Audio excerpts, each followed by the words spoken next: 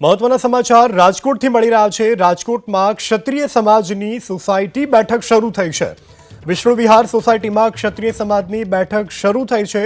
અલગ અલગ સોસાયટીમાંથી ક્ષત્રિય સમાજના લોકો ઉપસ્થિત રહ્યા છે। આગેવાન પીટી જાડેજા, તૃપ્તિબા રાવલ ઉપસ્થિત, ક્ષત્રિય સમાજના આગેવાન પદ્મિનાબા વાળા પણ ઉપસ્થિત છે। વધુ વિગતની સાથે સંવાદદાતા પરાક્રમ આપણી સાથે લાઈવ જોડાઈ ગયા છે।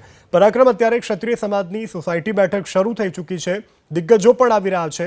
આ બેઠકમાં કઈ રણનીતિ ઉપર આગામી દિવસોમાં ક્ષત્રિય સમાજ કામ કરશે? ચોક્કસ આગામી દિવસોમાં રણનીતિને લઈને જ આ બેઠકનું આયોજન કરવામાં આવ્યું છે।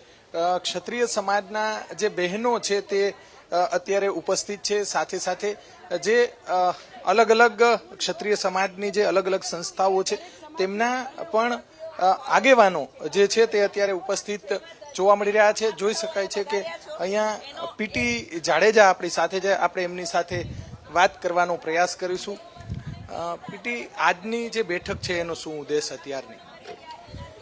આજની બેઠકનો ઉદ્દેશ તો એ જ છે, જે આપણું મહાસંમેલન છે એ મહાસંમેલનની તૈયારી રૂપે દરેક ગામડાની અંદર મિટિંગ, દરેક શહેરની અંદર મિટિંગ, શહેરમાં જ્યાં ક્ષત્રિય સમાજના 500,000 ઉપર ગામ વસતા હોય એવા ઘર હોય, એ ગઈકાલે જેમ કે રેલનગર હતી, આજે અહીંયા છે, કાલે સામે કાંઠે હશે, હુડકો હશે, સોલોન પ્લાન હશે, એમ શહેરની અંદર જ્યાં 30,000 ક્ષત્રિયોના ઘર છે, બરાબર છે, તે દરેક આવરી અને પછી જિલ્લો પૂરો કરી અને પછી એક મહાસંમેલનનું આયોજન કરવામાં રાજકોટ આવ્યું છે।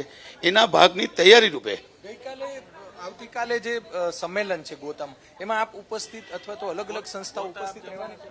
બધા ઉપસ્થિત રહેવાના છે અને જે આપણા રાજકીય અગ્રણીઓ છે એ બધાએ તેમની સાથે વાત કરી લીધી કે આવતીકાલે મિટિંગ કરવાની છે અને પાટીલ સાહેબે જે રાજકીય આપણા આગેવાનો છે, ભૂપેન્દ્રસિંહ, આઈ.કે., પ્રદીપસિંહ, બરાબર છે, એ 5 આગેવાનો, બલવંતસિંહ રાજપૂત સાહેબ, એ બધા કાલે આવવાના છે। ક્ષત્રિય સમાજના જે કમિટીમાં 92 સભ્યોની નિમણૂક થઈ છે એને જ મળવાનું છે અને 92 સભ્ય જે નિર્ણય લે એ ક્ષત્રિય સમાજને માન્ય હશે અને ક્ષત્રિય સમાજ ઉપર એમને પૂરો સંપૂર્ણ ભરોસો મૂક્યો છે કે તમે મિટિંગમાં જે નિર્ણય લેશો એ એમને માન્ય છે।